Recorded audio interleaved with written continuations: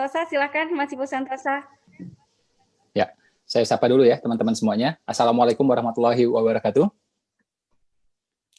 Oke, teman-teman. Saya punya dua layar, ini satu dan ini satu lagi ya. Jadi kalau yang rame-rame, saya melihatnya dari sebelah sini. Teman-teman, saya sapa ya. Kalau mendengar suara saya dengan jelas, coba acungkan dua jempolnya, boleh? Acungkan dua jempolnya, boleh? Acungkan gini, boleh? Kalau yang mendengar suara saya dengan jelas, ya. Oke, ini ada 45 layar. Kita cek 5 layar aja deh. Random. Ya. Alhamdulillah, Allahumma sholli ala Muhammad wa ala Muhammad. Ya, tolong yang lain di mute host coba. Ya. Oke. Jadi pagi ini istimewa banget gitu ya. Pertama kita akan belajar sama Syekh Ali. Kemudian juga kalau di tempat saya nih ya, ini lagi hujan ya. Jadi pas mulai ini, kenapa saya percepat mulainya? Karena saya berpikir ini ilmu gitu ya. Ini ilmu. Tapi pas saya ngomong itu memang pas mulai hujan gitu ya. Sudah, kita mulai sekarang aja. Nah, jadi pas hujan, pas nuntut ilmu, ya kan? Nah, nanti juga interaksi sama Syekh Ali Jabir ya, guru kita bersama. Mungkin sebagian tahu, sebagian nggak tahu gitu ya, bahwa 7 keajaiban rezeki ini, alhamdulillah saya sudah, kalau ngomong cetak ya, kita ngomong buku ya, itu buku sudah puluhan kali cetak ulang ya. Jadi 7 keajaiban rezeki bersama buku-buku yang lain itu tembus ya penjualan yang Masya Allah ya, saya juga nggak nyangka bisa mencapai angka itu ya.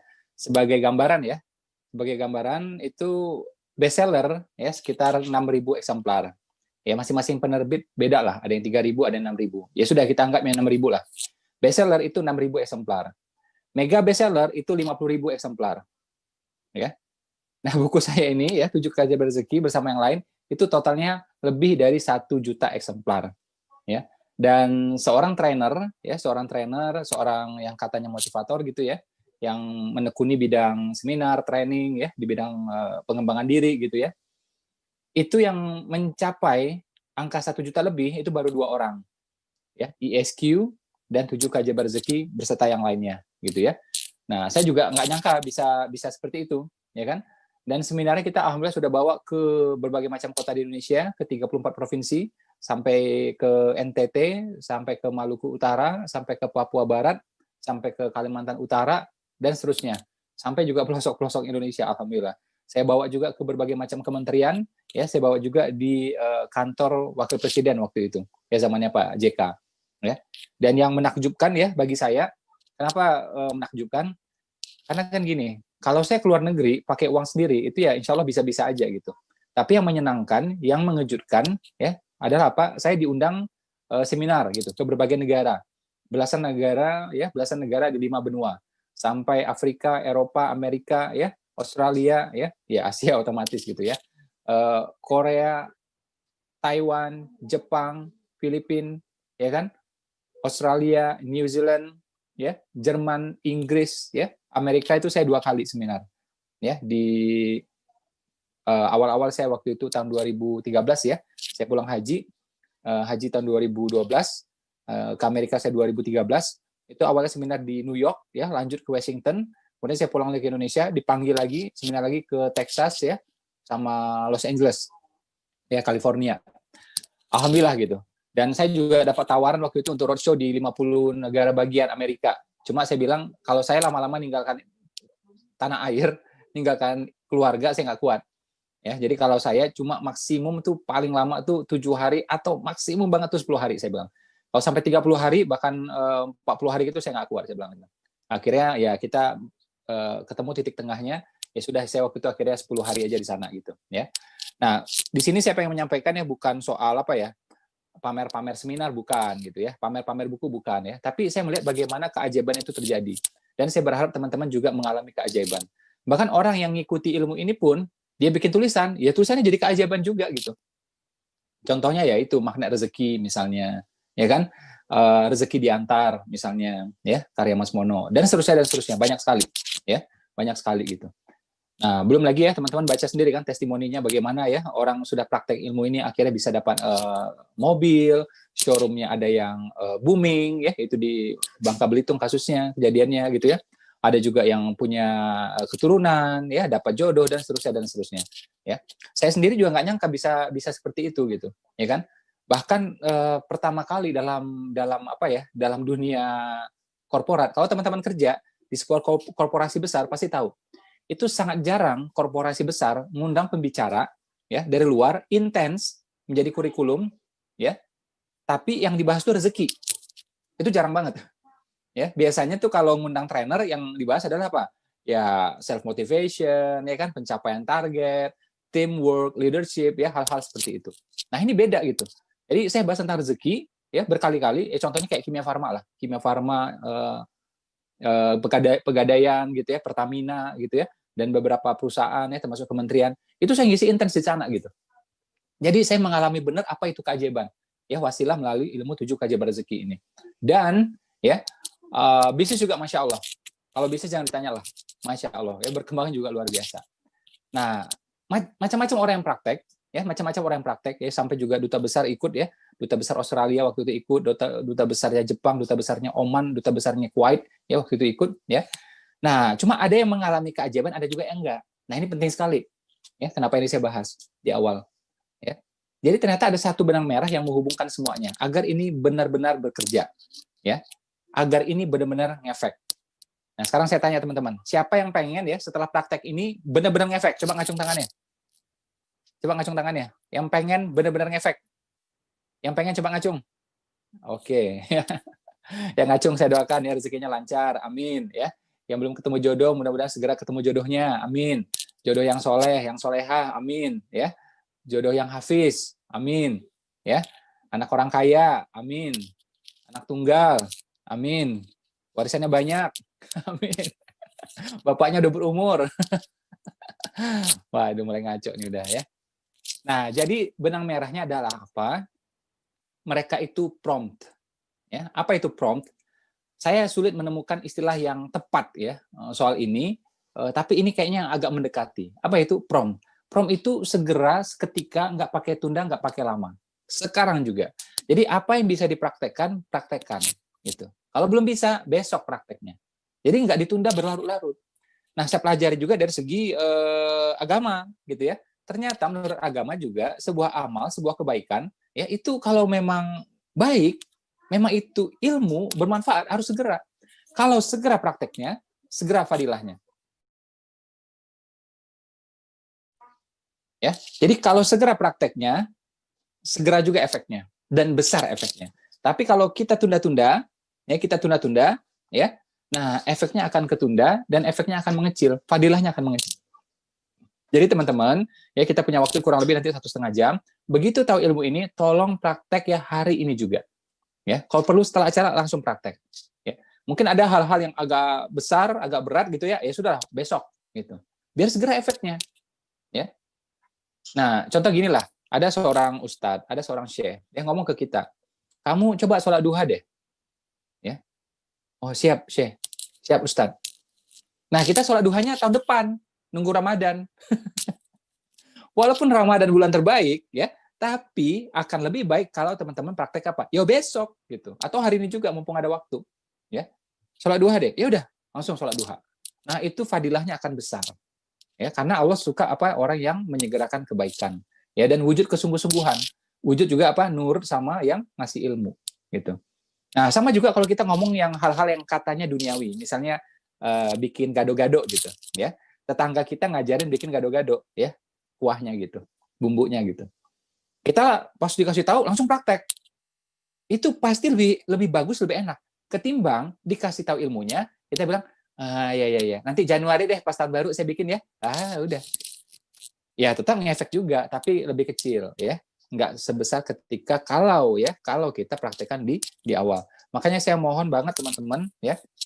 Saya seminar ini nggak dibayar ya, teman-teman juga masuk di sini juga tidak membayar gitu ya. Si ahli juga enggak gitu ya. Nah, jadi maksud saya di sini ya semata-mata pengen membawa perubahan buat teman-teman. Cuma perubahan ini akan mentok ya gitu-gitu aja kalau teman-teman nggak praktek. Makanya saya mohon banget teman-teman ya, komit ya untuk praktek segera. Ya, praktek segera. Siapa yang komit untuk praktek segera? Coba ngacung tangannya. Oke, saya doakan rezekinya lancar, amin. Keluarganya sakinah, amin gitu. Ya.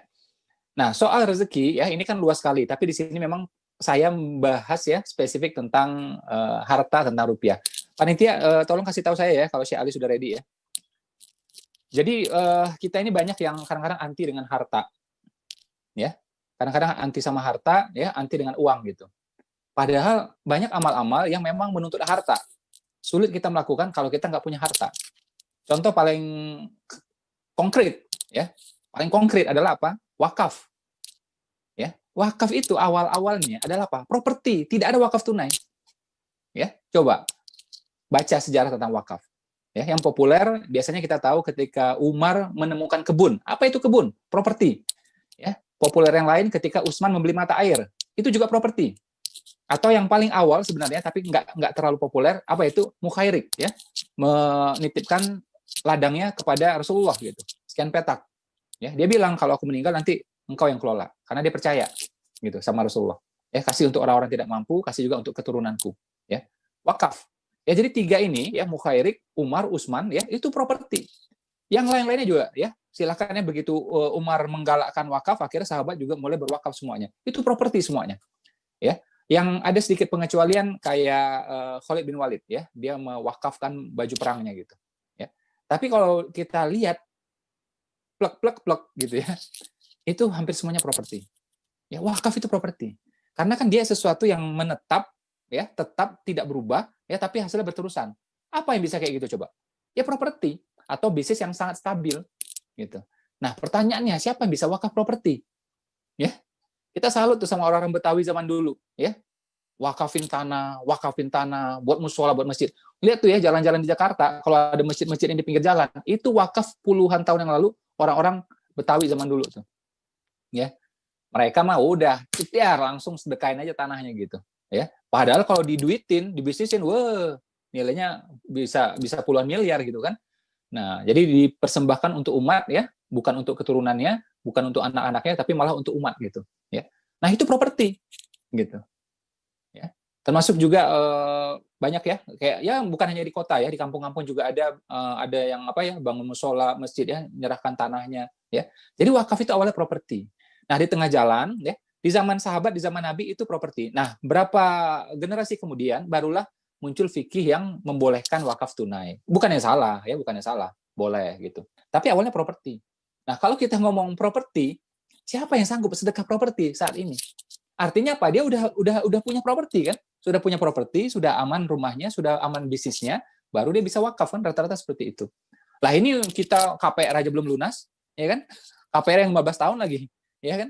Nggak sanggup bayar, tenor lagi gitu kan. Nah, sampai didatangin sama tukang kreditnya gitu kan. Nah, jadi ini isyarat bahwa kita harus kuat finansial, minimal kita berusaha. Belum lagi perintah zakat. Ya. Saya tantang nih teman-teman, ya. Coba cari ya di zaman Nabi zakat karyawan. Cari zakat karyawan. Nggak ada juga ternyata. Zakat itu yang ada apa? Perniagaan. 2,5% atau 1/40. Atau apalagi sawah ladang kebun. Ya, sawah ladang kebun itu 10%. Ya. Harta karun atau pertambangan itu 20%. Ya. Jadi perintahnya cuma 3. Ya. Perniagaan, ya, properti atau pertambangan. Jadi kalau nggak kaya raya. Tidak ada zakat karyawan sebenarnya. Jadi yang dianjurkan kita jadi pengusaha sebenarnya.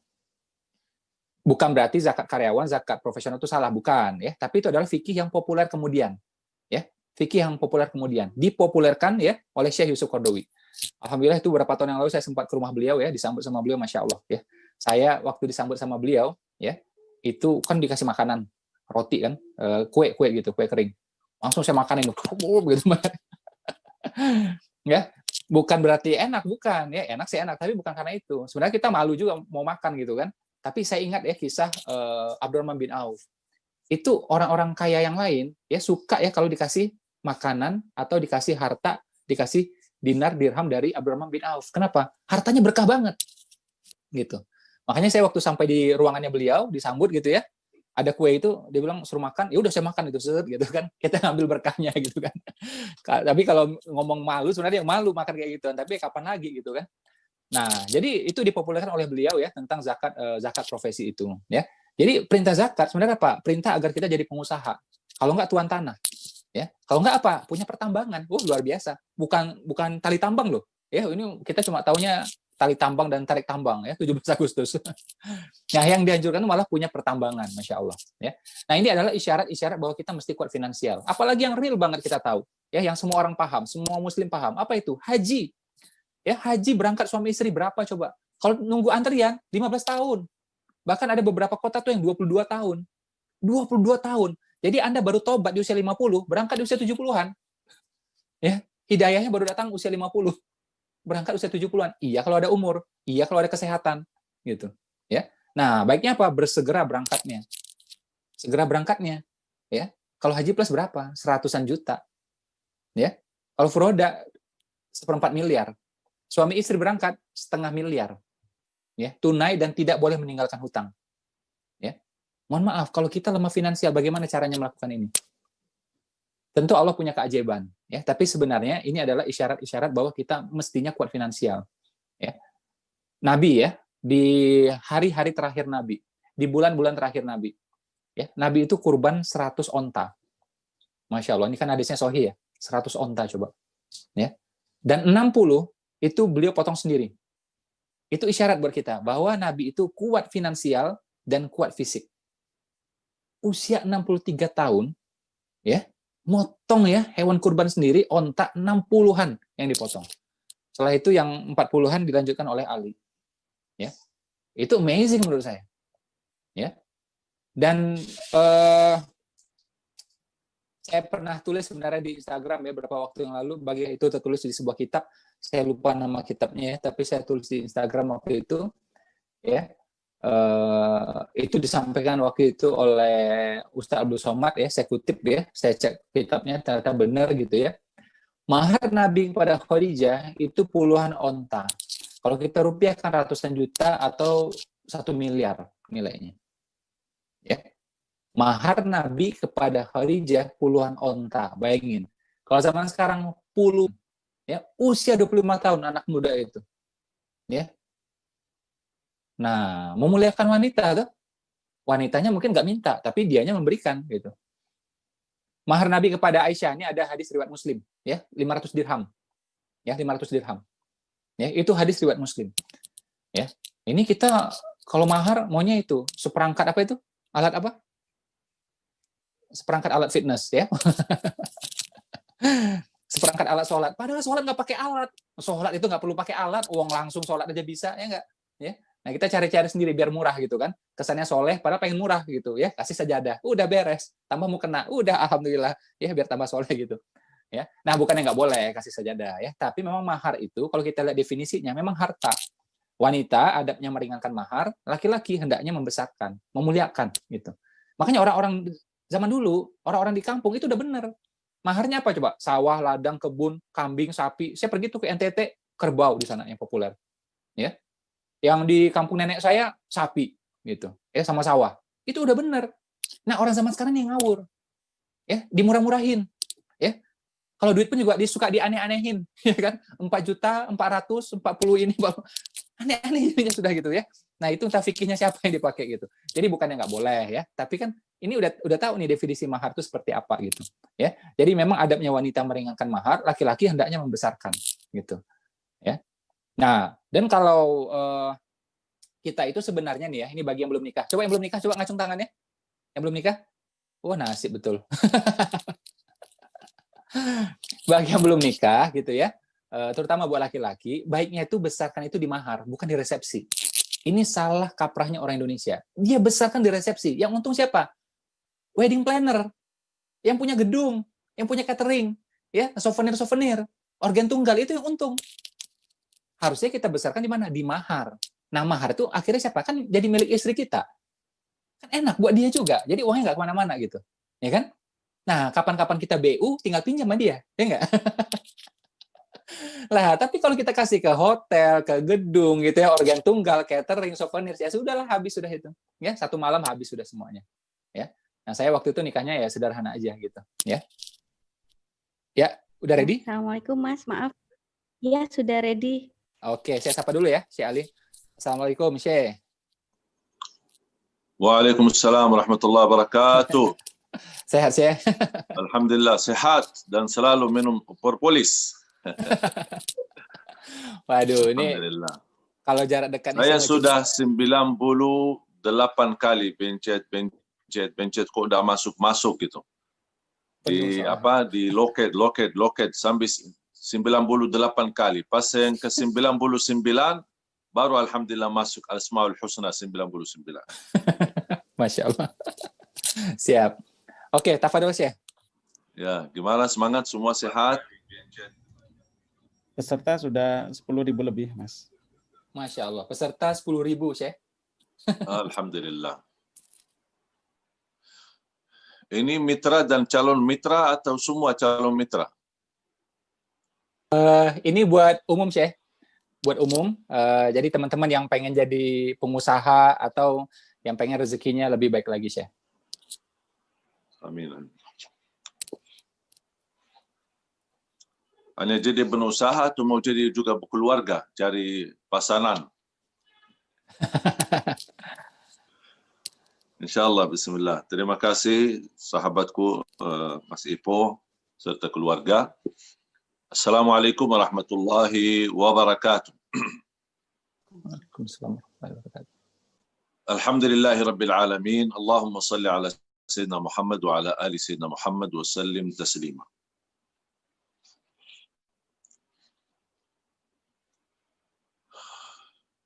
Alhamdulillah wa syukrillah.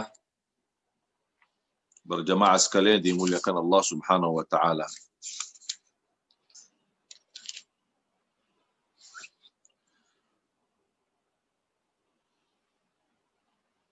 Allah Subhanahu wa taala menganugerahkan kepada kita banyak nikmat. Nikmat Islam, nikmat iman, nikmat sihat wal afiat.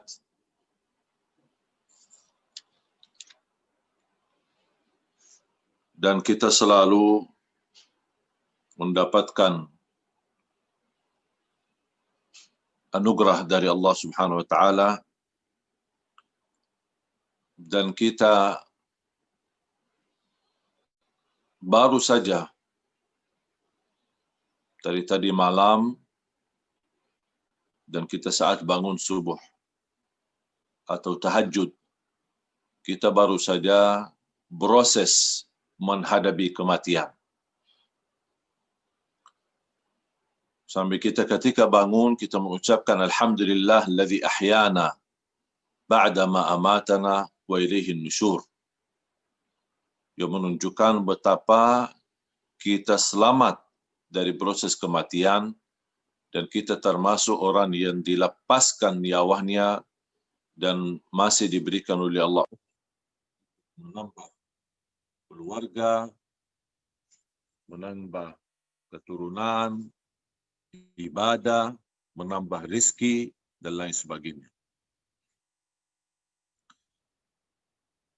Dan bisa Bapak Ibu, sahabat sekalian, keluarga besar, mitra Propolis, dan mudah-mudahan insya Allah niat kita bersama untuk sukseskan dan kita bisa menambah berkah penghasilan, berkah untuk keluarga, berkah untuk keturunan kita, dan berkah untuk pribadi kita yang belum berkeluarga, bisa belajar mandiri, dan ada sebuah kata mutiara di dalam bahasa Arab, wal harakatu barakah. Harakat itu barakah, artinya gerak-gerak itu tidak diam, bergerak terus sana sini, berusaha, berikhtiar, itu barakah. Dijamin mendapatkan keberkahan dari Allah Subhanahu wa taala.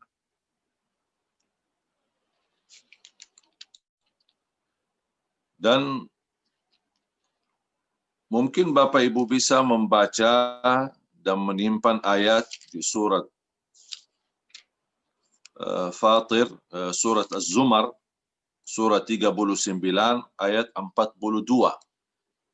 Bisa Anda menjadi PR untuk menghayati ayat itu supaya kita sadari setiap malam kita proses menghadapi kematian.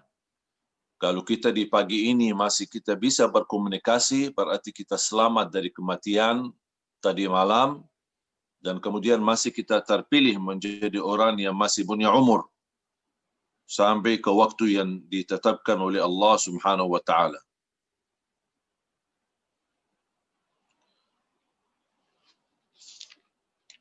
Dan ketika saya mengikuti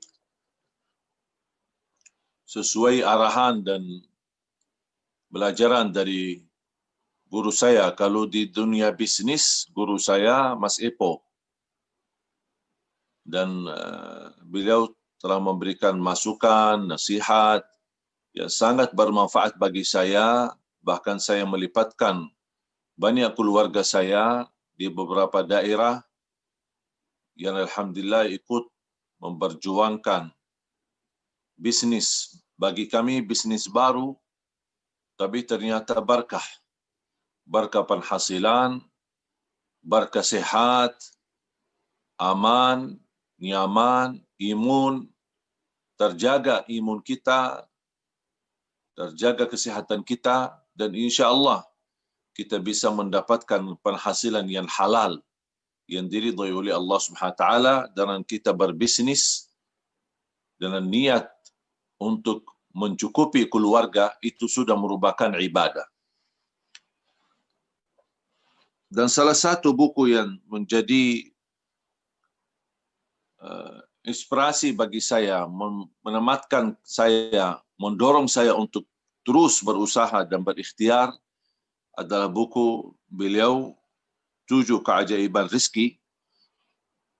Dan kali ini saya tidak akan berbicara panjang lebar mengenai buku ini, tapi saya ingin mengkaitkan Mahmud.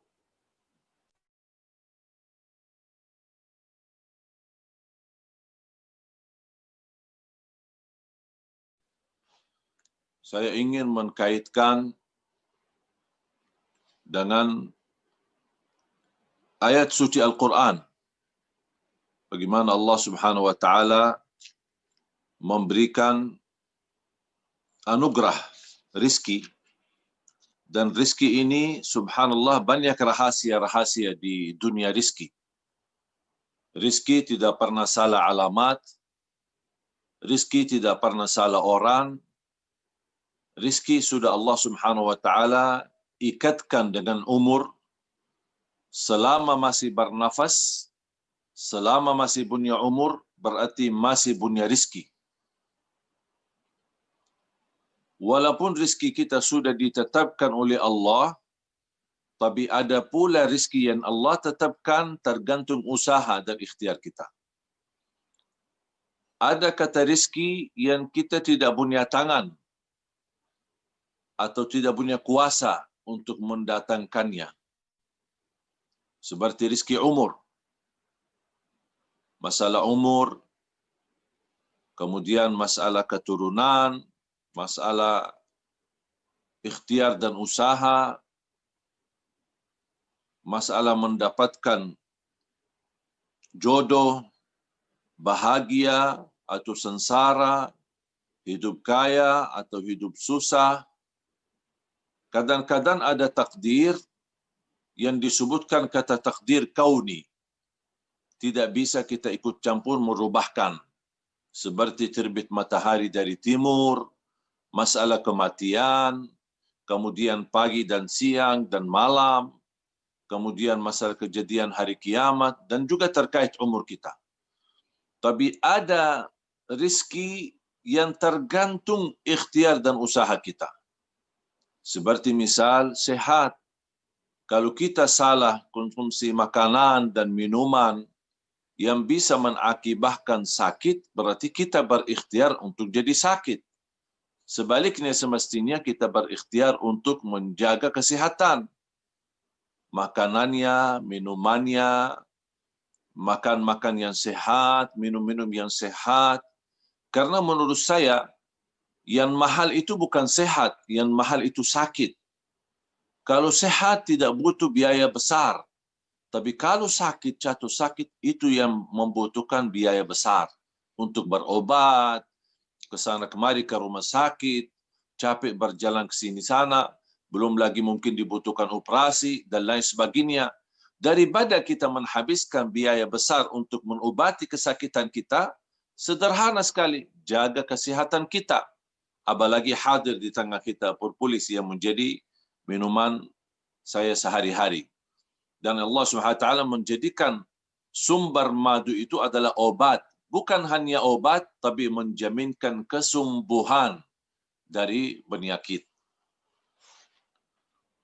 Dan ini termasuk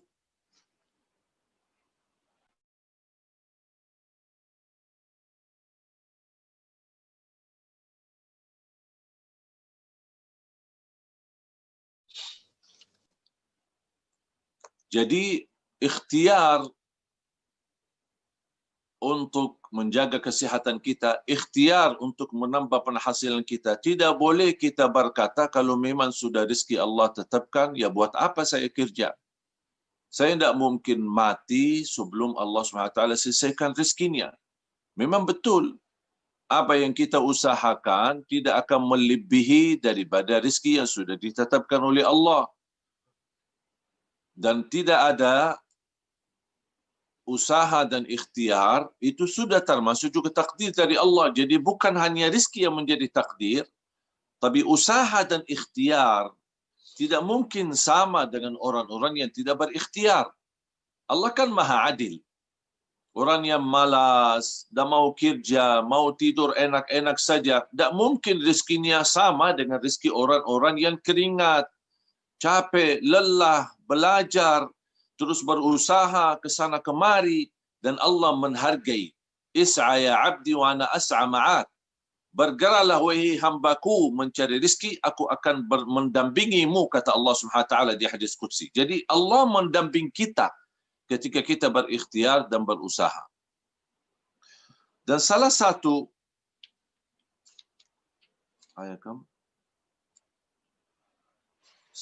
ayat yang membuat saya mengambil banyak pelajaran.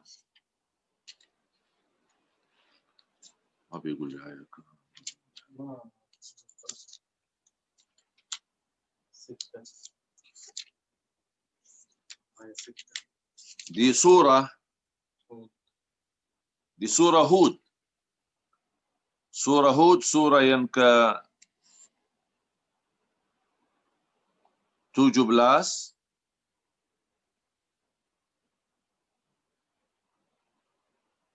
Maaf, surah Hud yang surah 11 ayat 6. Surah nomor 11 ayat 6. Kalau ada peserta yang bawa Quran di sampingnya, tolong diperhatikan. Di surah Hud, surah yang ke-11 ayat 6. Allah Subhanahu wa taala berfirman, A'udzu billahi minasyaitonir rajim. وَمَا مِن دَابَّةٍ فِي الْأَرْضِ إِلَّا عَلَى اللَّهِ رِزْقُهَا وَيَعْلَمُ مُسْتَقَرَّهَا وَمُسْتَوْدَعَهَا كُلٌّ فِي كِتَابٍ مُبِينٍ. Sadaqallahul Azim.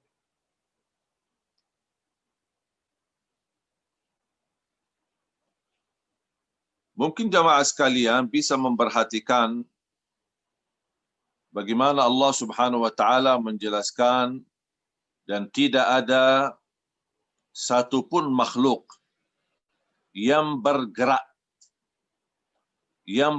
di muka bumi. Di muka bumi Allah Subhanahu wa taala. Pasti sudah Allah Subhanahu wa taala menetapkan rezekinya. Bahkan Allah Subhanahu wa taala tahu di mana tempat yang baik bagi mereka. Yang membuat saya tertarik di ayat ini, ayat 6, dan sebenarnya ada juga kaitannya dengan ayat 7 selanjutnya. Cuma ayat 7 agak sedikit panjang, cuma saya kasih pelan. ayat ini mengkaitkan soal rizki. Tapi cuba Allah awali dengan firman-Nya wa ma min dabbatin. Kalau bahasa Arab tidak ada satu kalimat pasti memiliki makna yang sangat dalam yang Allah ingin berikan pesan di dalamnya. Tapi ini kembali kepada orang yang bisa memahami isi Al-Quran. Ya, karena saya juga orang Arab, jadi alhamdulillah faham bahasa Al-Quran. Arab asli ya. Jadi wa ma min dabbatin. Ketika saya membaca ayat ini, sebelum saya melanjuti, saya mendalami kata dabbah. Tidak ada makhluk yang bergerak. Berarti rizki itu tergantung bergerak. Kalau tidak bergerak, berarti mohon maaf, jangan berharap bisa mendapatkan rizki. Kalau sebagaimana saya tadi jelaskan, ada rizki yang tidak campur tangan kita, seperti misal umur, masalah jodoh, masalah kalau takdir Allah Subhanahu wa taala kecelakaan atau kematian.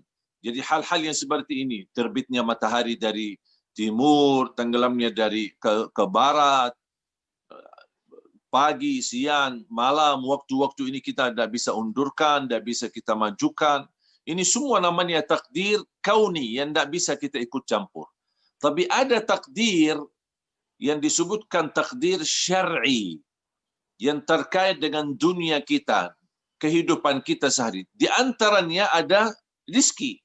Walaupun sejarah kauniyah, alam semesta sejarah kauniyah sudah ditetapkan oleh Allah rizki kita, tetapi di antara rizki yang Allah tetapkan tergantung ikhtiar dan usaha kita. Makanya Allah di sini berfirman, wa ma min dabbatin. Tidak ada makhluk. Kenapa Allah sebutkan kata dabbah? Karena dabbah ini termasuk seluruh makhluk yang bergerak. Ya, apa itu binatang-binatang, apa itu haiwan, apa itu manusia, apa itu jin, apa itu semua yang namanya bergerak, apapun bergerak berarti dia makhluk yang Allah Subhanahu wa taala memberikan rezeki kepada mereka. Wa ma min dabbatin fil ardi.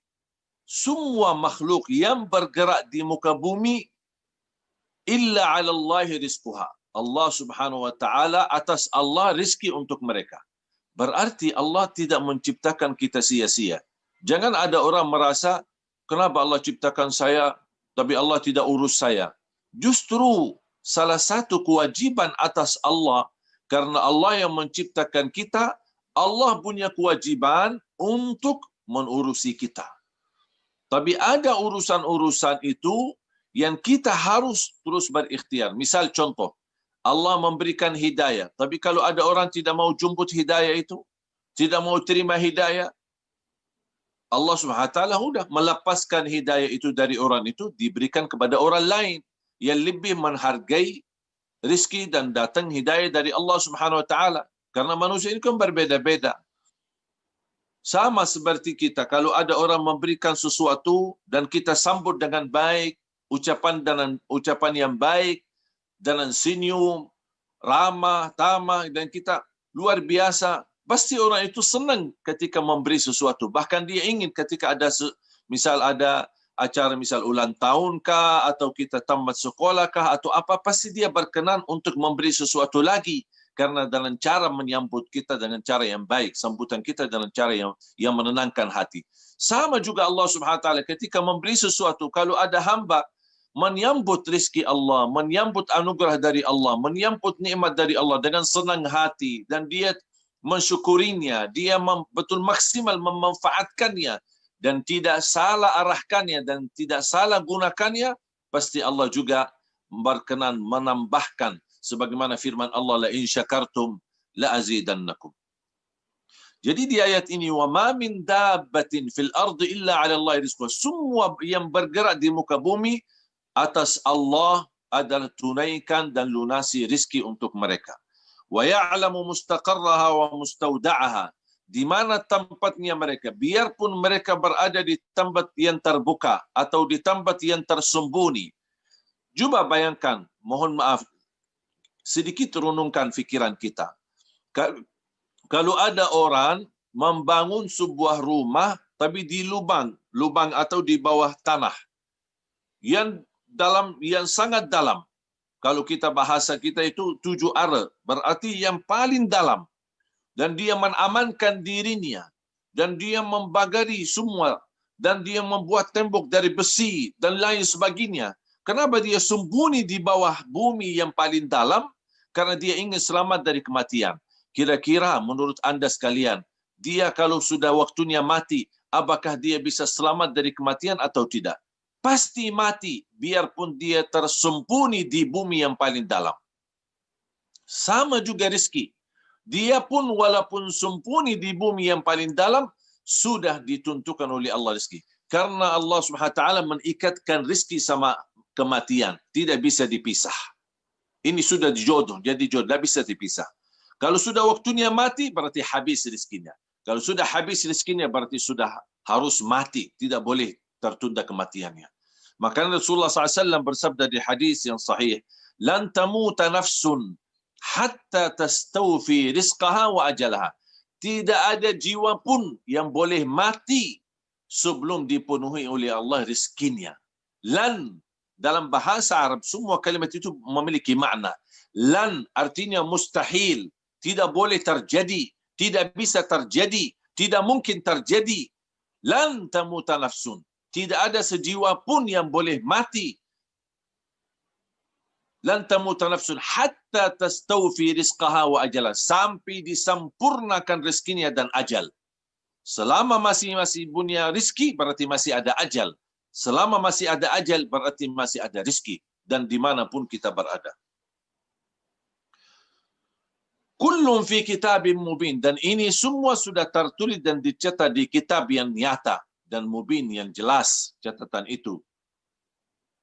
Dan ketika saya melanjutkan ayatnya, ayat yang ke-7, Allah Subhanahu wa taala membahaskan ciptaan langit dan bumi. Allah membahas ciptaan langit dan bumi di dalam waktu 6 hari. Saya berfikir, bumi dan langit yang begitu dahsyat, yang begitu besar, yang begitu hebat, yang luar biasa, pandangannya indah, dan kita melihat tanda kebesaran Allah melalui bumi dan langit yang begitu luas dan begitu kuat. Allah Subhanahu wa taala berkata, Allah sangat mampu, kun fayakun, terjadi bumi dan langit. Kun fayakun, terjadi bumi. Tapi kenapa di sini di ayat ini Allah menyebutkan kami ketika membangun bumi dan langit atau langit dan bumi dalam waktu 6 hari. Disebutkan 6 hari. Jadi seolah-olah orang kesan yang tidak faham pasti berkesan, oh kok Allah butuh 6 hari untuk menciptakan bumi dan langit. Yang begitu dahsyat, Allah tidak membutuhkan sebenarnya 6 hari. Kun fayakun, semuanya bisa jadi. Dari tidak ada jadi ada. Kun fayakun sudah cukup bagi Allah SWT. Tapi kenapa Allah menentukan ada 6 hari di situ? Berarti kalau ada gerak, ada bergerak, bisa 6 hari ini bagi Allah Subhanahu wa taala bisa menghasilkan langit dan bumi diciptakan. Apalagi kalau manusia berikhtiar hal-hal kecil. Allah ingin memberikan pesan, kalau bagi Allah Subhanahu wa taala mampu menciptakan bumi dan langit dalam waktu yang begitu, kita mohon maaf kalau kita manusia membangun gedung butuh berapa bulan bahkan bertahun-tahun. Bagaimana bayangkan bumi ini yang begitu luas dan langit yang begitu besar dengan segala bintangnya, dengan segala keindahannya dan perhiasannya. Allah Subhanahu wa taala menunjukkan 6 hari berhasil menciptakan bumi dan langit. Berarti Allah ingin memberikan pesan, kalau bagi Allah sangat mudah mengurusi bumi dan langit, apalagi mengurusi rezeki manusia. Jadi tidak, bagi Allah sangat mudah kalau bisa dikatakan, kalau boleh kita berkata beban bagi Allah, justru yang beban adalah bumi dan langit diciptakannya. Tapi kita tidak boleh berkata Allah terbeban dengan bumi dan langit. Tidak. Tapi begitu luar biasa besarnya bumi dan langit, tapi Allah mampu menguruskannya dan Allah mampu menciptakannya. Apalagi manusia yang makhluk termasuk makhluk kecil. Mohon maaf, makhluk semut saja masih lebih hebat daripada manusia. Cuba bagaimana kalau bapa ibu jamaah sekalian digigit sama semut sekali aja, bisa sakitnya sepanjang malam. Gatal, sakit, ini luar biasa. Berarti semut ini lebih kuat daripada kita. Kita sebenarnya manusia yang lemah, manusia yang dhaif, bukan manusia yang kuat. Tapi kekuatan kita dari mana? Power kekuatan dan sumber kekuatan kita adalah keyakinan kita kepada Allah. Kemudian iman kita kepada Allah, kepercayaan kita. Ini yang menjadi sumber kekuatan. Percaya sama Allah dan yakin. Kalau sudah percaya harus disertakan dengan keyakinan. Percaya yang memberi rezeki adalah Allah. Dan saya yakin ketika saya berikhtiar, pasti akan Allah memudahkan. Ini yang membuat power kekuatan untuk terus kita berusaha dan berikhtiar. Lebih dahsyat lagi, ketika saya membaca di suratul Baqarah, Allah Subhanahu wa taala menceritakan bagaimana cerita Nabi Ibrahim ketika bersama Namrud. Ada seorang raja yang merasa dirinya hebat, yang merasa dirinya dia mampu mematikan manusia dan menghidupkan manusia. Allah Subhanahu wa taala melalui Nabi Ibrahim menunjukkan kekuasaannya dan menunjukkan kehebatannya Nabi Ibrahim alaihissalam. Bagaimana Allah Subhanahu wa taala menunjukkan betapa bagi Allah Subhanahu wa taala mampu menganugerahkan kebanyakan kemuliaan dan rezeki. Ketika Allah Subhanahu wa taala mulai dari cerita Nabi Ibrahim bersama Raja Namrud, dan bisa kita ambil kutip dan mempelajari dan memahami isinya. Ketika Allah Subhanahu wa taala di ayat, dan saya harap ini juga menjadi PR, di ayat 258 suratul Baqarah, 258, 259, 260, 261 sampai 264. Jadi dari ayat 258 sampai ayat 264. Ini sebenarnya ada Allah menunjukkan kekuasaannya, baru Allah membahas masalah rizki. Masalah rizki. Kenapa Allah kaitkan? Supaya kalau Allah maha berkuasa, Allah maha mampu, Allah maha dahsyat, Allah maha hebat, Allah maha baik, Allah maha kuat. Kalau bagi Allah bisa menggerakkan dan bisa membuat sesuatu yang tidak ada menjadi ada, apalagi bagi Allah sangat mudah untuk mengurusi rezeki. Dan saya harap ini di suratul Baqarah, surah yang kedua, mulai dari ayat 258 sampai ayat 264.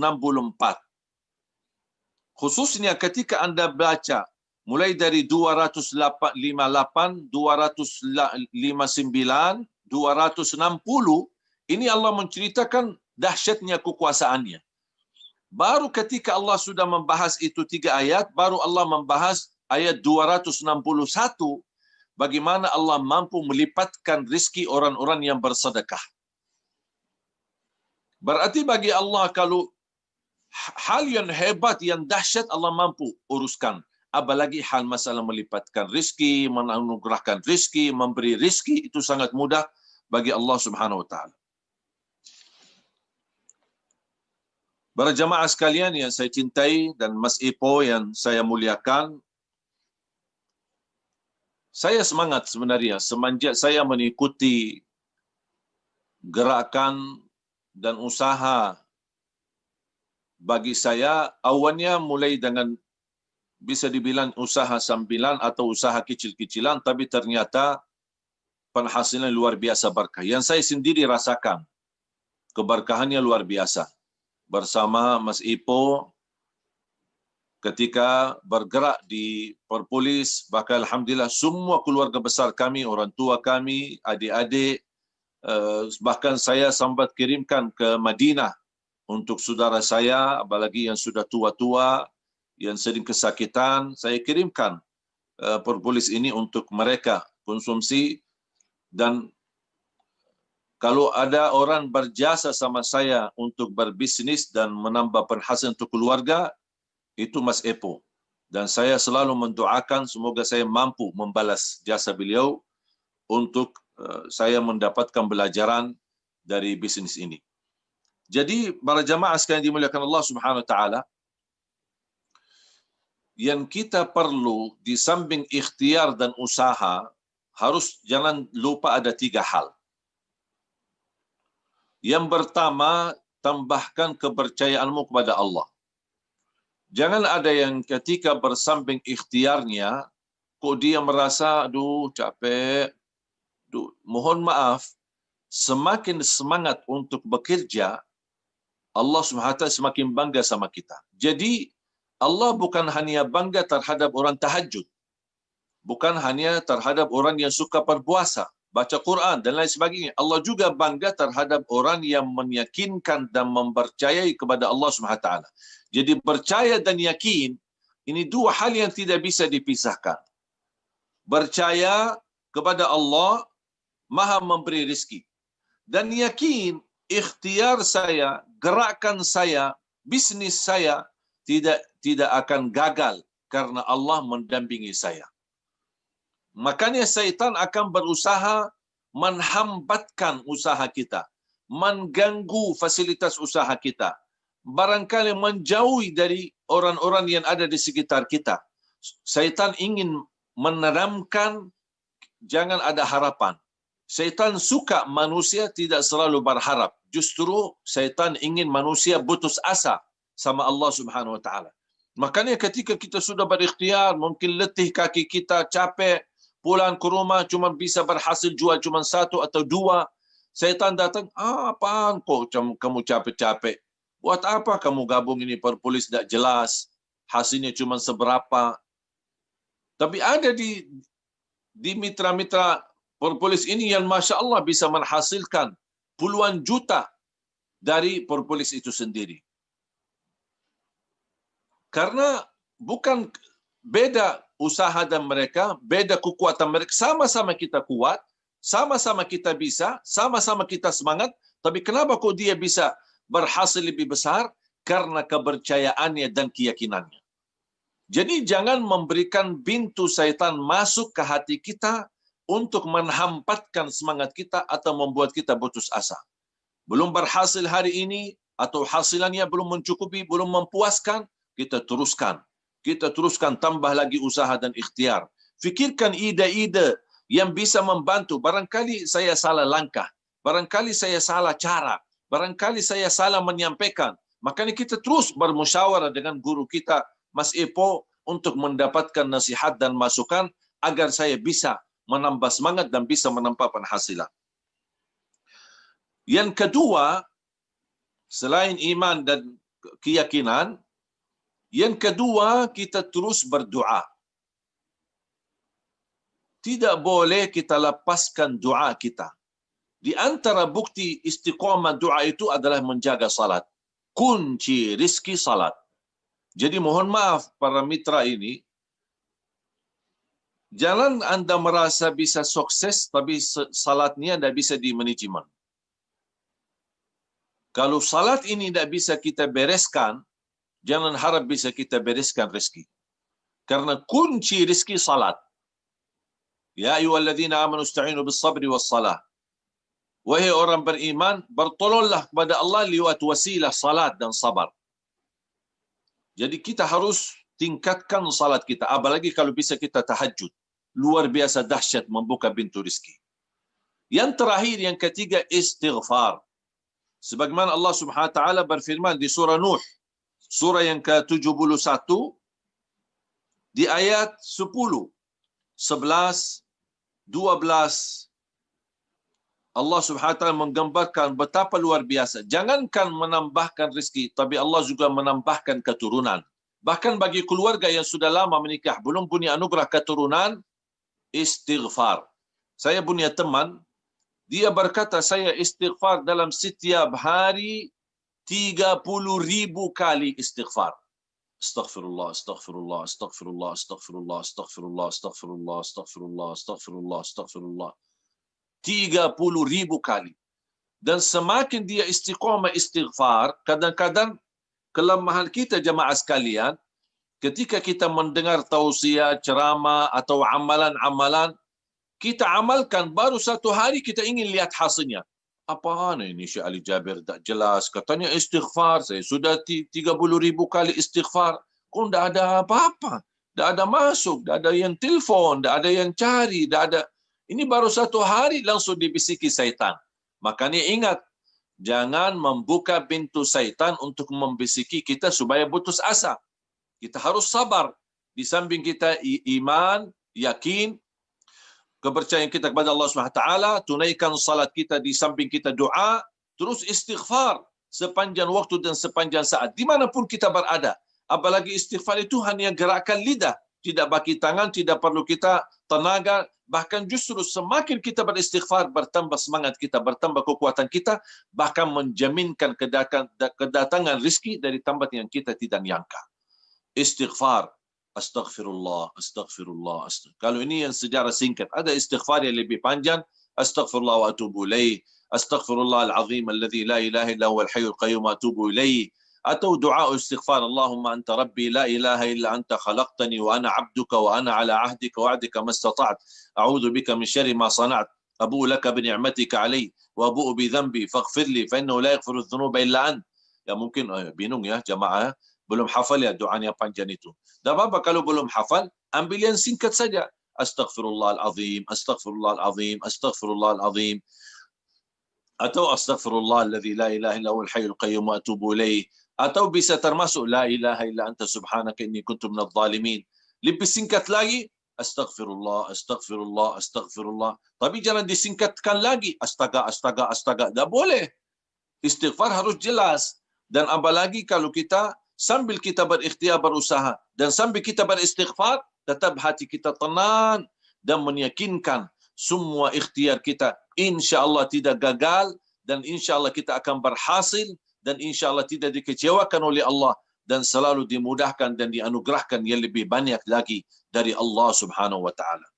Para jamaah sekalian, mitra Perpolis di seluruh Indonesia dan calon mitra, ayo kita semangat untuk menjadi keluarga besar mitra bersama guru tercinta Mas Epo, dan kita bersama-sama saling mendoa, saling menghormati, dan saling mendukung, saling membantu, saling mengisi. Kita bersatu menjadi keluarga besar yang utuh.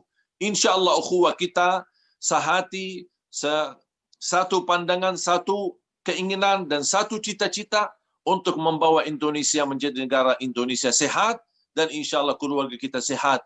InsyaAllah sehat hati, sehat jasmani, sehat rauhani, dan sehat dompet kita juga.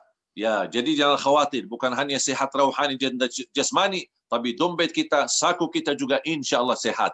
Amin ya rabbal alamin. Kurang lebihnya mohon maaf. Wabillahi taufiq wal hidayah. Wa sallallahu baraka wa sallam ala sayyidina wa nabiyina Muhammad wa ala alihi wa sahbihi wasallam walhamdulillahi rabbil alamin. Wassalamualaikum warahmatullahi wabarakatuh.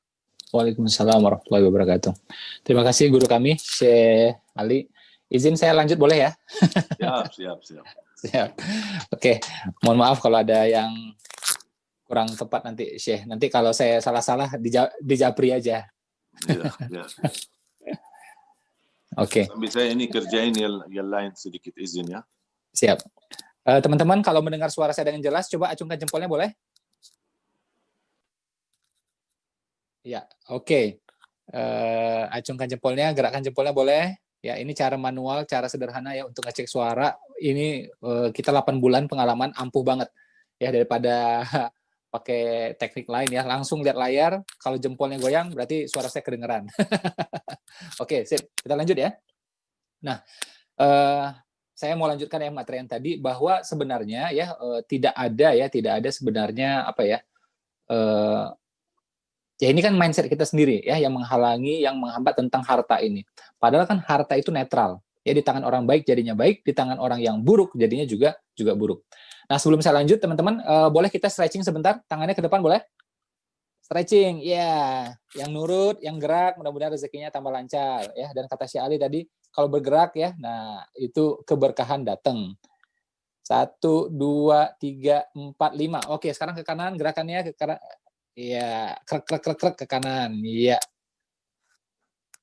Oke, sekarang ke kiri boleh? Yes. Oh, ini istri saya juga ikut loh ini di samping. Cuma nggak kelihatan layar aja. Oke, ya alhamdulillah.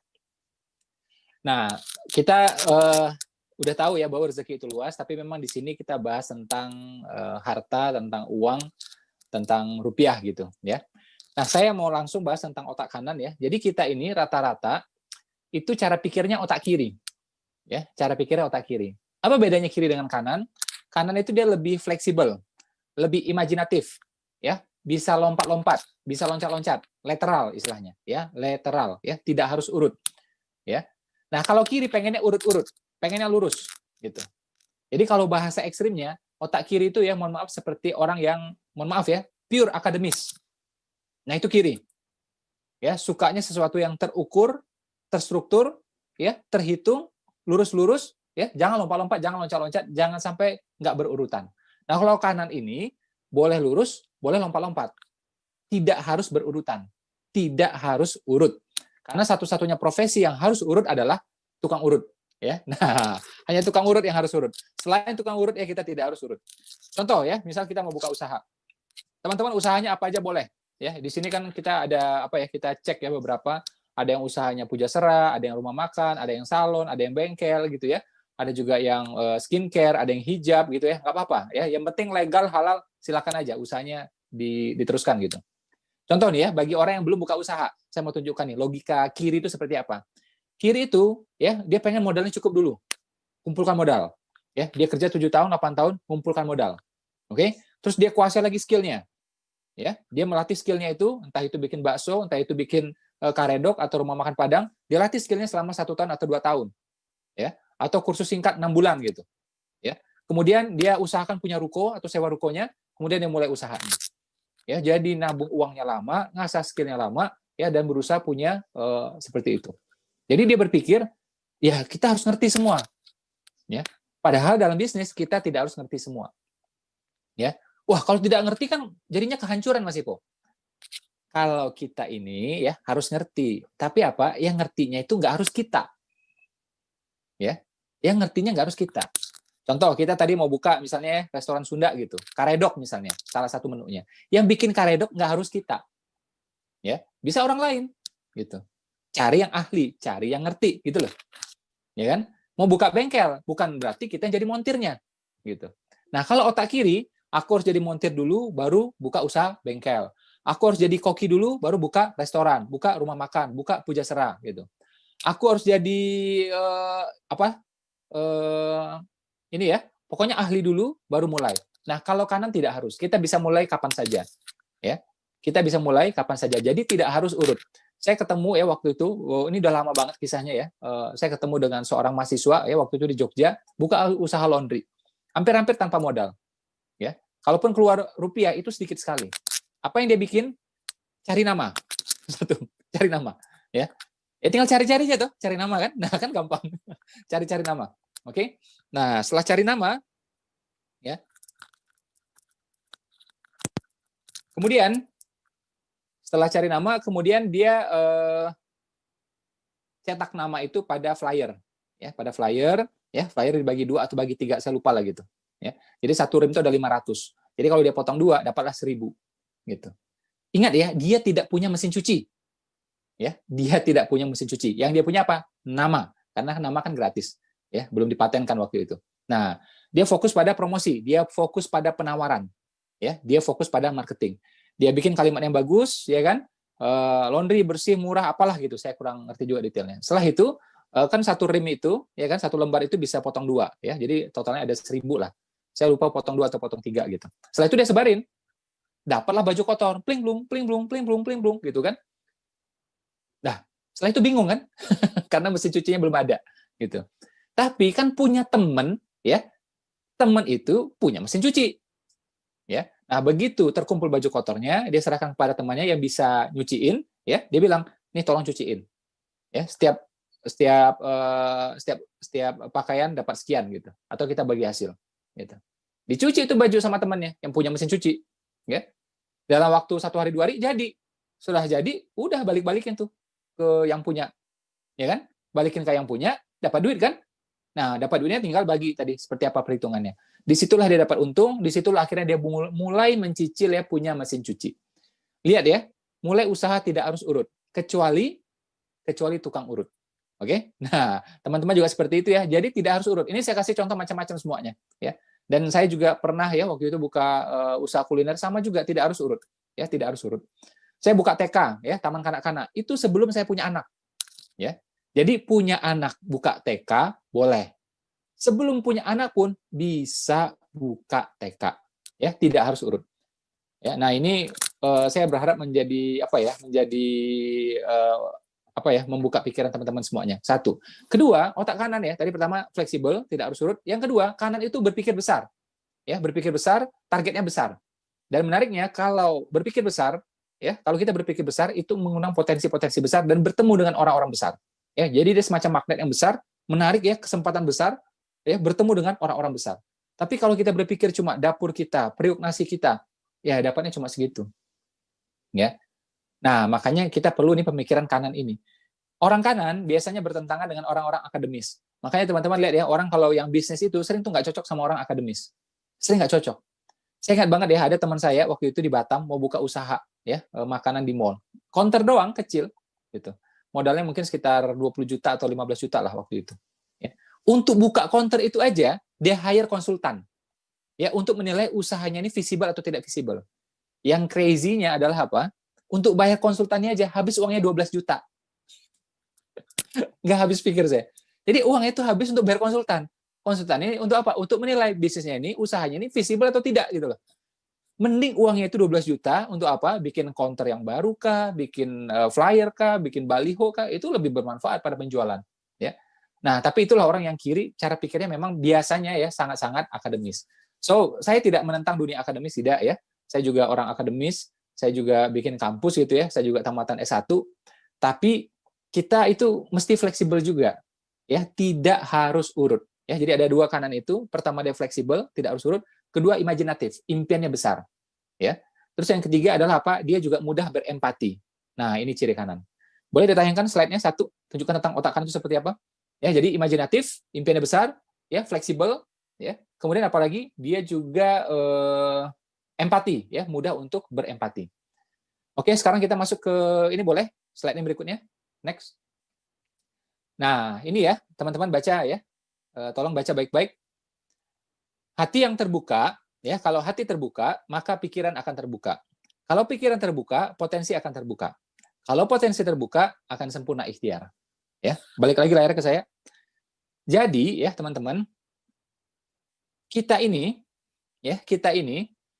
manusia biasa ya. Kadang-kadang pernah emosi juga, pernah marah juga, pernah juga berdebat, pernah juga dendam mungkin, ya. Coba perhatikan, ketika kita marah, kesal, atau yang kayak tadi itu, ya, itu otak nggak bisa mikir. Ya. Otak nggak bisa mikir, boro-boro bisa dapat ide baru. Boro-boro bisa dapat ide bisnis. Ya. Inisiatif-inisiatif pada ketutup semua. Ya. Nah, apa poinnya dan apa kaitannya dengan rezeki? Jadi kita harus bisa, ya, yang namanya lapang hati. Lapang hati, lapang rezeki. Begitu kita plong, ya, pikiran tuh kebuka, hati kebuka. Begitu hati kebuka, ya udah sempurna atau ikhtiar insya Allah. Contoh real ya, misalnya ya, teman-teman lagi marah ya, lagi dendam misalnya sama teman gitu. Itu mau sholat aja nggak khusyuk. Sholat aja nggak khusyuk. Mau meeting nggak fokus. Boro-boro mau menghasilkan ide, strategi, udah nggak bisa sudah. Nah, jadi lapang hati itu ternyata membuka pintu rezeki. Lapang hati, lapang rezeki. Nah, ini bagian dari pelangi ikhtiar ya, yang saya sampaikan di buku saya. Itu pelangi ikhtiar kan banyak sekali, ada 7 biasnya. Ya, salah satunya tentang ini ya. Jadi saya nggak bahas semuanya gitu. So, teman-teman ya, kita hidup dalam dunia yang tidak ideal. Akan ada orang yang menzalimi kita, akan ada orang yang menjahati kita, akan ada juga orang yang meninggalkan kita, menipu kita dan seterusnya. Kalau kita mau balas-balasan, nggak selesai ini kehidupan. Ya, kita nggak berdamai namanya. Jadi saran saya pada orang yang pernah menzalimi kita, tinggalkan. Ya, nggak usah kita berpikir untuk membalasnya atau mengumpulkan kekuatan untuk membalasnya, nggak usah. Itu ngabisin energi dan nutup rezeki. Ya, kita percaya kan? Tadi Syekh Ali bilang, ya rezeki itu di tangan Allah semuanya. Udah jelas orang ini berbahaya, ya sudah kita tinggalkan, kita mulai babak baru, selesai. Wah, tapi keenakan dia, Pak. Udah biarin aja. Kalau memang dia berbahaya untuk orang lainnya, baru kita laporkan polisi. Selesai. Ya. Jadi pikiran kita itu damai, hati kita damai, ide-ide bisa lahir. Makanya tidak boleh mulai usaha ya dengan spirit dendam, nggak boleh. Ya, dengan spirit dengki, pengen menjatuhkan yang lain, nggak boleh. Ya, 3D yang menghalangi rezeki, dongkol, dengki, dendam. Nah ini kita jangan punya sama sekali. Ya, oke kita buka yang ketiga ya materi yang berikutnya boleh. Ya, yang otak kanan sudah, kemudian ini tadi ya tentang dengki ya, jangan sampai dengki, jangan sampai dendam gitu ya. Kemudian kita buka tentang, ini dia, menarik nih. Jadi keluarga itu bukan beban, ya, tapi keluarga itu apa? Kunci kesuksesan, kunci kebahagiaan. Penelitian dari Grand Study Harvard University ya, penelitian sejak tahun 38 ya, selama puluhan tahun, hasilnya adalah apa? Anak-anak yang dekat sama ibunya cenderung lebih sukses. Luar biasa nih penelitian. Kita sih tahu ya anak yang dekat sama ibunya insya Allah rezekinya lancar ya, kita udah tahu kayak gituan, tapi ini pakai riset ya, ini pakai riset ya, penelitian dari ya nama orang itu Grant ya, nama penelitiannya Grant Study ya, dipublish oleh Harvard University tahun 38. Anak-anak yang dekat sama ibunya cenderung lebih sukses ya, jadi ternyata rahasia sukses itu terletak pada apa? Pada kasih sayang keluarga gitu. Oke, balik lagi layarnya ke saya. Apa yang saya pengen sampaikan ya teman-teman, kita sibuk ya kadang-kadang mencari, mohon maaf ya, sampai ke kantor, 1 jam perjalanan ke kantor. Demi apa? Demi rezeki katanya. Ya, buka usaha juga sama. Kadang-kadang ekspansi buka usaha sampai keluar kota, ada lagi yang merantau. Bukan yang nggak boleh. Ya. Ini kan judulnya cari rezeki ya. Padahal rezeki yang utama itu ada jangan-jangan di rumah kita atau di kampung halaman kita. Siapa itu? Ibu kita, orang tua kita. Ya. Nah, ini yang saya sebut dengan sepasang bidadari. Bidadari yang pertama adalah siapa? Ibu kita.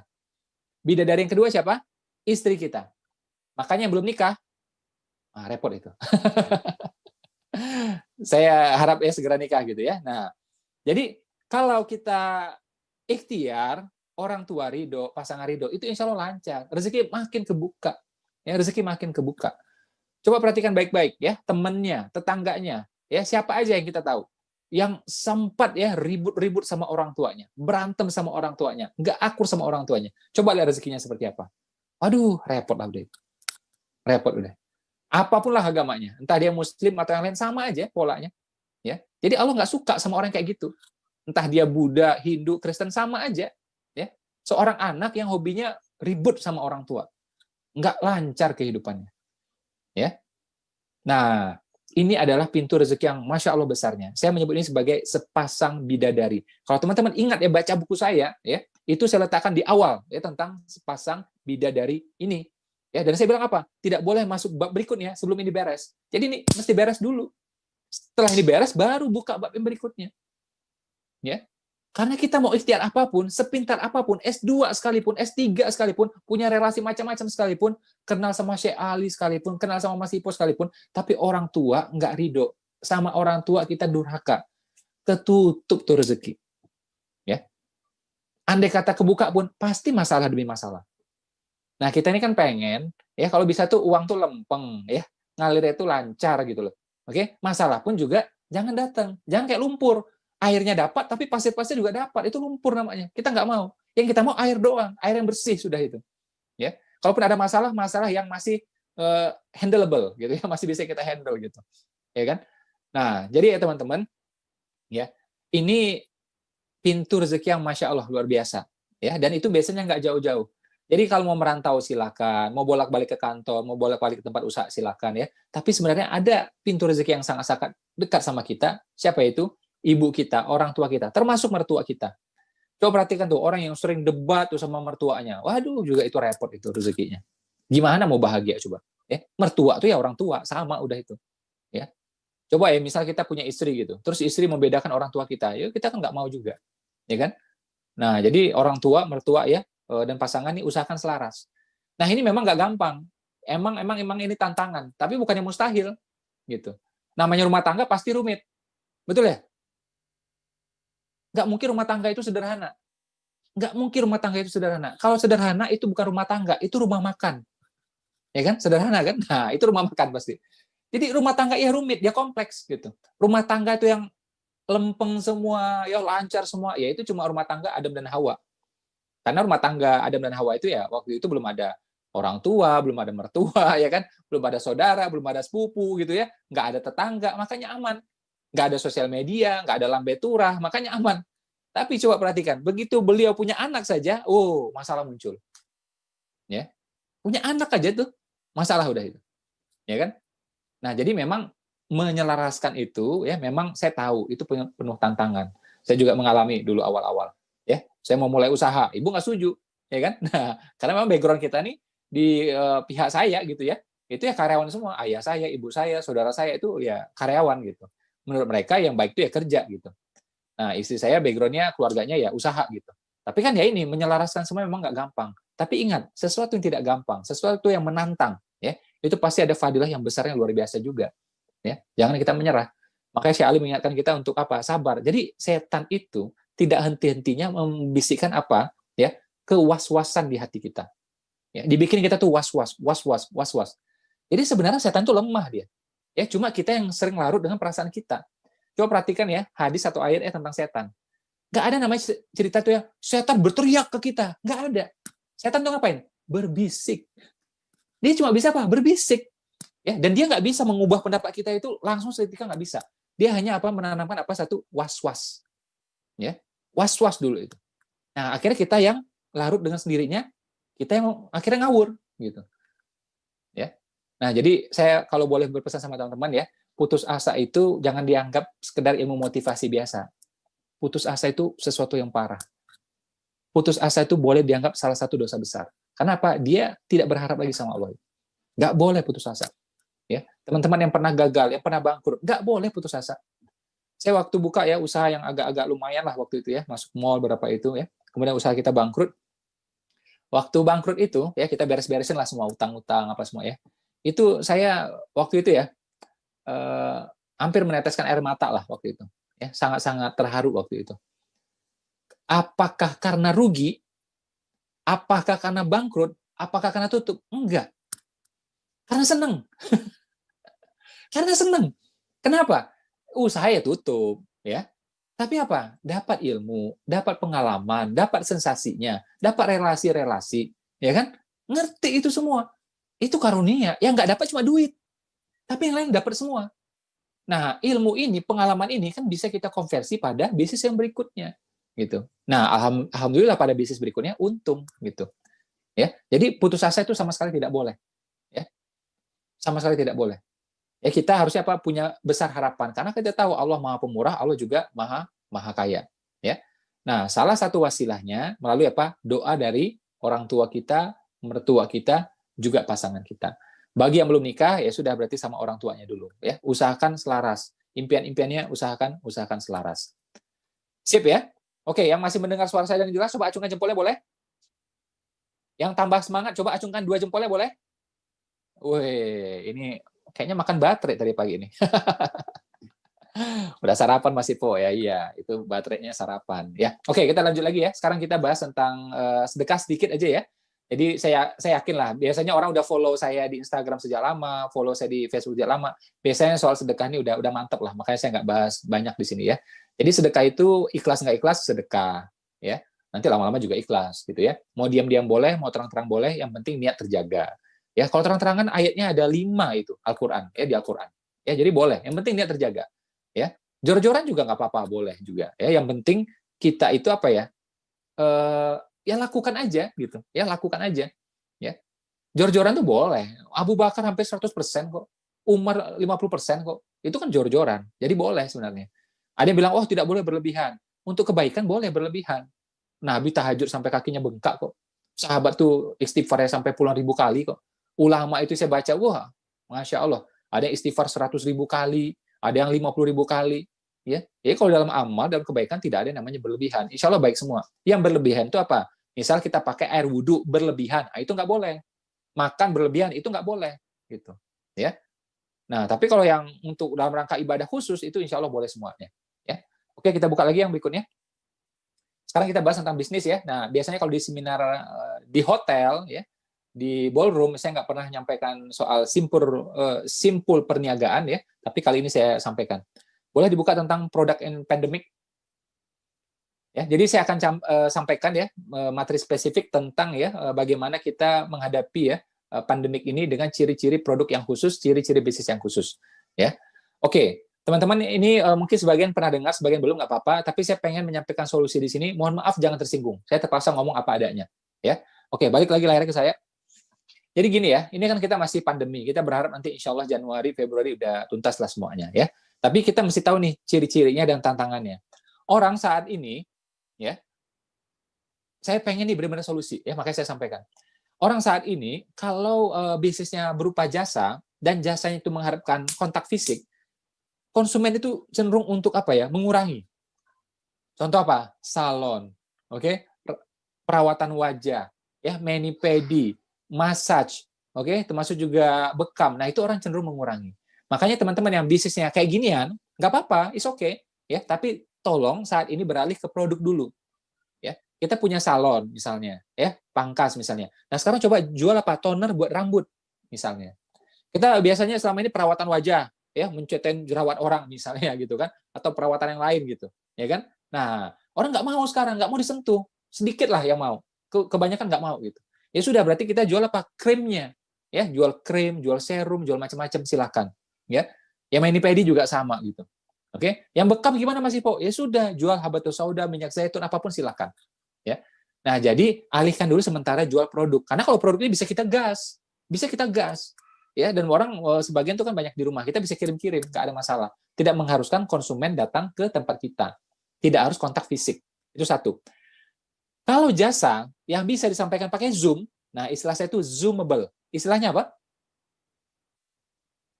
Zoomable, ya, ini istilah aja gitu ya. Jadi kalau bisa disampaikan pakai Zoom, misalnya seminar, training, ya, kursus bahasa Inggris, kursus bahasa Arab, kelas Zumba, kelas aerobik, nah itu nggak apa-apa, silahkan. Karena tidak mengharuskan kontak fisik. Ya, banyak ya testimoni yang saya dengarkan, ya, yang nyampe di telinga saya, itu bisnisnya berkembang malah. Yang kelas aerobik, Zumba itu pakai Zoom ini berkembang gitu. Dia awalnya tinggal di Surabaya, kliennya ada yang dari Kalimantan, dari Sulawesi bisa, karena pakai Zoom gitu loh. Ya kan? Nah, kayak kita nih hari ini alhamdulillah 12.000 orang ya, ini dari seluruh Indonesia bahkan dari luar negeri alhamdulillah, ya. Saya cek tadi tuh ya di YouTube, percakapannya nggak selesai gitu, banyak banget gitu, ya. Alhamdulillah. Nah, jadi itu silakan aja ya, itu silakan aja ya. Nah, kalau barang ya, jadi kalau jasa itu harus zoomable, kalau barang usahakan dia itu ringan, kecil, hemat ongkir. Saya gara-gara ngomong ini sampai diundang sama detik.com 2 kali dalam waktu 2 minggu. Karena itu simple banget, tajam banget solusi. Ya. Barang itu harus apa? Ringan, kecil, hemat ongkir. Tahan lama. Sehingga Pak bisa dikirim nasional. Indonesia ini luas. Jangan sampai kita kirim nih dari Bekasi, begitu sampai Jakarta udah basi. Kita kirim nih dari Jakarta sampai di Semarang udah rusak. Nggak boleh kayak gitu. Harus ringan, kecil, hemat ongkir, tahan lama. Sehingga bisa pasarnya nasional. Ya. Ini contohnya beberapa produk yang saya pakai ya, bukan saya jual ya. Ini saya pakai atau istri saya pakai. Ini contohnya nih. Ya. Ini di ruang kerja saya, ini contohnya. Harga ratusan ribu, tapi kecil, tidak nyita space. Ini juga saya beli di Belanda. Harga ratusan ribu. Ya, hemat ongkir, tahan lama. 6 bulan tahan, 1 tahun tahan. Ya. Jadi nggak ada cerita basi, busuk, rusak, pecah, itu nggak ada. Nah, cari barang yang seperti itu. Ya. Sehingga pasar kita terbuka secara nasional. Atau ini nih, ini istri saya nih pakai. Nih. Kalau perempuan biasanya tahu nih, ya, yang kayak ginian. Nah, ini juga istri saya pakai nih. Ya, harga ratusan ribu ya, kecil banget. Kan enak. Ya. Sekecil ini harga ratusan ribu coba. Jadi pasar kita bisa langsung luas ke seluruh Indonesia. Ya, karena Indonesia ini luas sekali. Sayang kalau kita terjebak pada teritori. Atau misalnya teman-teman bikin bumbu dapur, itu bisa juga dibikin kering ya, dibikin beku sehingga bisa tahan lama. Ya. Saya berkali-kali ini diwawancara soal kayak ginian. Ya, jawaban saya tetap sama gitu. Ya. Dan produk itu tidak harus kita bikin sendiri. Ya, misalnya kita kayak bumbu dapur gitu. Cari orang yang memang udah economic of scale. Maksudnya apa Mas Ipo? Memang dia udah jago bikin itu. Ya, dia jago bikin itu enak ya, dan jumlahnya besar gitu. Otomatis harga per unitnya murah. Kita ambil dari dia. Pakai merek dia boleh, pakai merek kita juga boleh. Terus apa? Kita jual, selesai. Jangan kita produksi sendiri kalau rasa-rasanya modal kita terbatas. Ini banyak saya lihat pemula menghabiskan waktu pada produksi. Udah jelas dia pemula, tidak mungkin harganya kompetitif dibanding yang lain. Ya. Jadi dari segi harga, dari segi pengalaman dia pasti kalah sama yang lain. Ya. Dia pemula, bikin batik, ya pasti kalah sama orang yang sudah bikin batik 2 kontainer gitu. Ya. Nah, jadi saran saya tidak harus, ini yang saran saya ketiga, tidak harus produksi sendiri. Terus yang keempat, cari barang itu yang repeat ordernya tinggi. Ya. Contoh ya, ini mohon maaf Bang, ini sekedar contoh aja. Teman-teman jual mebel misalnya. Ya. Orang kalau beli mebel, itu beli lagi kapan? Dia beli lagi, dia beli ulang, mungkin 7 tahun lagi, mungkin 8 tahun lagi. Nah, kan repot ya. Jadi repeat order itu lama, cash flow-nya lama. So, cari barang yang 3 minggu habis, maksimum 4 minggu habis. Sehingga dia repeat order terus ke kita. Cash flow itu. Kalau pemula, cash flow itu penting banget. Saya asumsikan teman-teman di sini pemula. Kalau udah jago mah, ya lupakan aja omongan saya. Tapi kalau pemula, tipsnya tolong dipegang. Ya. Nah, yang berikutnya, yang terakhir adalah apa? Jual pada penjual.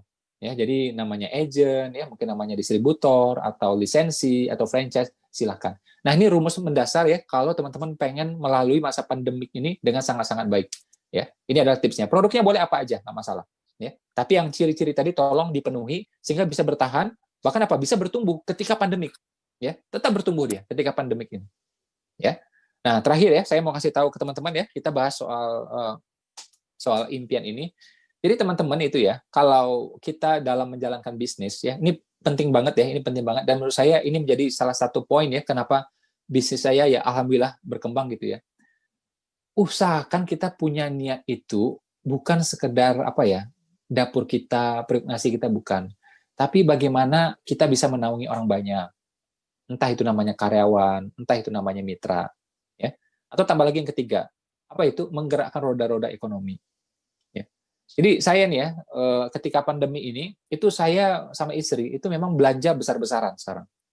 Ya. Jadi kalau kita beli makanan itu biasanya kita naikin 10 kali lipat atau lebih. Ya. Lah boros masih kok, nggak boros insya Allah. Kita pakai seperlunya.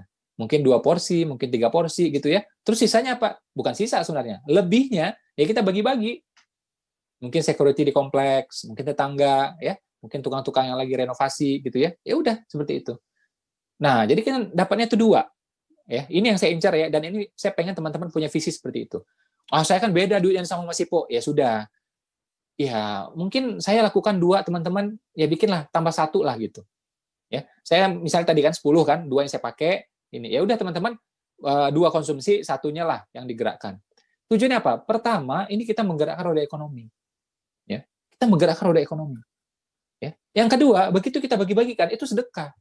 Coba ya, misal kita beli nih ya nasi Padang dari rumah makan ya, ya Padang lah tentu gitu ya, tidak mungkin Sunda gitu kan. Nah pasti rumah makan Padang juga gitu kan. Terus kita bagi-bagiin, kita insya Allah dapat pahala sedekahnya. Orang juga senang ya, orang perutnya kenyang. Nggak berhenti sampai di situ. Ingat ya, itu nasi nggak jadi tiba-tiba. Rendang nggak jadi tiba-tiba. Ada ya petani-petani, ya kan? Ada peternak-peternak. Oke, ada juga orang yang mengumpulkan itu. Ya, ada juga yang mainnya bisnis logistik yang memindahkan barang itu. Jadi 1 porsi tuh ya nasi makan Padang atau makanan yang lainnya gitu ya, menu Sunda, menu Jawa apapun itu ya. Walaupun cuma 1 porsi itu menggerakkannya jauh ke belakang. Ya. Kita sedekahkan Masya Allah, itu sedekah namanya. Ya, berkahnya Masya Allah. Kita makan pun juga itu baik ya, menjadi energi bagi kita, memudahkan ibadah. Tapi jangan salah, itu ngefek juga ke sini. Menggerakkan roda ekonomi. Terus apa untungnya masih kok? Loh, gimana? Untungnya udah 3 kali itu. Nih ke sini coba. Gimana? Dan saya percaya ya, ini materi penutup saya, ya. Ini adalah ilmu ladang, teman-teman. Ya, ilmu ladang. Itu para petani, ya, para pengelola ladang tahu ilmu ini. Ya. Kita punya ladang, ya, tanahnya subur, gembur, pupuknya cukup, airnya cukup, hama nggak ada. Kita merasa aman, wah aman. Nggak bisa. Perhatikan ladang-ladang di sekitarnya. Kalau kita saja yang gembur, kita aja yang subur, sebelahnya tidak, hati-hati, lama-lama tanah kita juga ikut keras. Tanah kita cukup pupuknya, sebelah enggak, ya nutrisinya pelan-pelan ngalir ke samping, kebuang juga. Ya, kita nggak ada hama, yang lain punya hama. Lama-lama hamanya itu pindah ke sini. Tikus yang masuk ke sini, yang lain masuk ke sini. Kita airnya cukup, yang lain nggak cukup. Lama-lama air kita merembes keluar juga, kering juga. So, ya ini ekonomi, ini Indonesia, ini umat. Ya, kita nggak bisa selamat sendiri-sendiri, apalagi pandemi seperti sekarang. Kalau mau selamat sama-sama, ini ladang kita, dan ada ladang-ladang lain, bantu yang lain. Saya tadi misal beli berapa tadi, 10 atau berapa misalnya, ya sudahlah teman-teman belinya lebih 1 lah, lebih 2 lah, it's okay juga. Kalau bisa sama kayak saya, bagus. Lebih banyak daripada saya, bagus. Ya, belum pun juga, ya sudah 1 atau 2 bisa kok. Ya, dan saya percaya kalau kita bantu ladang orang lain, kita bantu perniagaan orang lain, kita bantu bisnis orang lain, Allah, insya Allah ya, pasti bantu bisnis kita, menyelamatkan bisnis kita. Ya, nah ini ladang kita sama-sama. Ladang kita itu namanya Indonesia. Ya, ladang kita itu namanya umat. Ladang kita itu namanya rakyat. Ya udah kita sama-sama lakukan ini. Ya sebisa kita. Makanya dengan kata kunci terakhir saya bilang adalah apa? Ya ini merangkum yang 2 hal yang tadi ya. Pertama soal sedekah, kedua tentang perniagaan gitu ya, simpul perniagaan, ya, simpul perdagangan. Teman-teman, saya nih ngomong hari ini adalah apa? Silahkan boros. Silahkan boros. Oke? Dengan syarat, ada 2 syaratnya. Ya. Ada 2 syaratnya, yaitu syaratnya, loh ini kok jadi 3? 2 ya, 2. Syaratnya adalah apa? Itu harus belanjanya di teman-teman UKM. Ya, UMKM. Ya, teman-teman yang usahanya mikro, ya, usahanya menengah gitu. Belanja di sana. Ya, yang jual karedok, ya, yang jual mie tek-tek gitu ya, yang jual tahu isi dan semuanya, belanja di sana. Yang kecil-kecil gitu. Ya. Nah, menggerakkan roda ekonomi. Dan belinya dilebihin. Perlu 2, beli 7. Belum bisa 7, ya udahlah beli 4. 2 dipakai, 2-nya sedekah. Menggerakkan roda ekonomi. Ya. Jadi ininya hidup, kitanya hidup, orang lain juga hidup. Ya, ini membangun kehidupan. Ya. Zaman dulu, ya ini kisah yang saya sampaikan 5 tahun yang lalu. Sekarang ini makin relevan. Ya, ini mati penutup saya. Ini kisahnya ada dalam sejarah Islam, ada dalam sejarah Kristen. Ada seorang mantan pelacur, ya, mantan pelacur. Dia ngasih minum, ya, berusaha ngasih minum ke anjing. Dengan susah payah, anjing kehausan gitu, ya, hampir mati gitu, sekarat gitu ya. Dia cari tuh air, turun ke lembah, ya susah payah turun gitu, ya kan? Dia nggak punya juga mangkok gitu, nggak punya juga cawan gitu. Ya, akhirnya apa? Dia copot terompahnya, sandalnya untuk ambil air itu, dengan konsekuensi apa? Ya kakinya kepanasan, ya karena itu padang pasir yang panas, dan ngambil itu susah payah sampai naik ke atas gitu, sampai akhirnya kasih ke anjing itu minuman. Anjing sejelek-jelek itu anjing, tetap dia itu hamba Allah. Itu hamba Allah, dia punya nyawa, punya jantung. Ya, terselamatkan wasilahnya lewat mantan pelacur ini. Ya. Dalam sejarah Islam, dalam sejarah Kristen, si mantan pelacur ini dijanjikan surga. Hanya gara-gara ngasih minum ke anjing. Nah, ini perintahnya bukan berarti kita, ya udah Pak, kalau gitu besok pagi kita cari anjing Pak, kasih minum. Bukan gitu perintahnya, bukan. Ya, bukan gitu ya. Tapi pesannya buat kita adalah apa?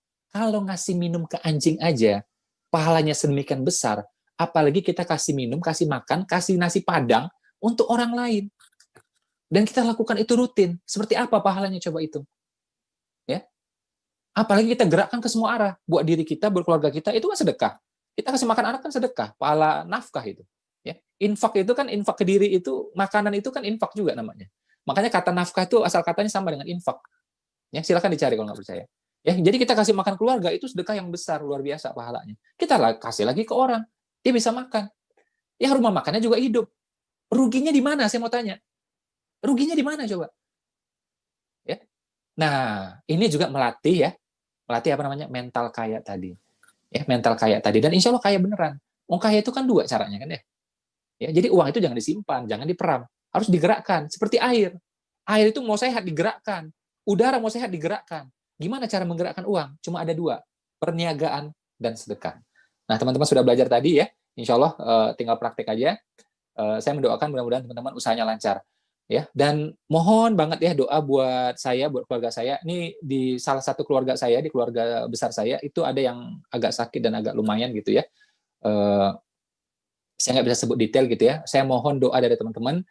Mudah-mudahan ya salah satu dari anggota keluarga besar saya ini Allah kasih kesehatan, Allah kasih juga kepulihan yang luar biasa, full pulihnya, full sehatnya.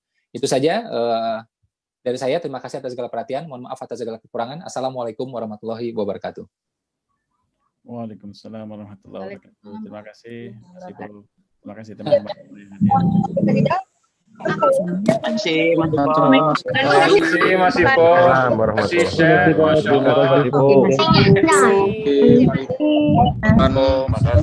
Inspirasi di hari Minggu. Si Mas Ipul sangat menginspirasi. Terima kasih Pak Ipul. Ya, keluarganya cepat sehat selalu. Merdeka dari kemiskinan. Assalamualaikum. Jadi ilmu yang bermanfaat.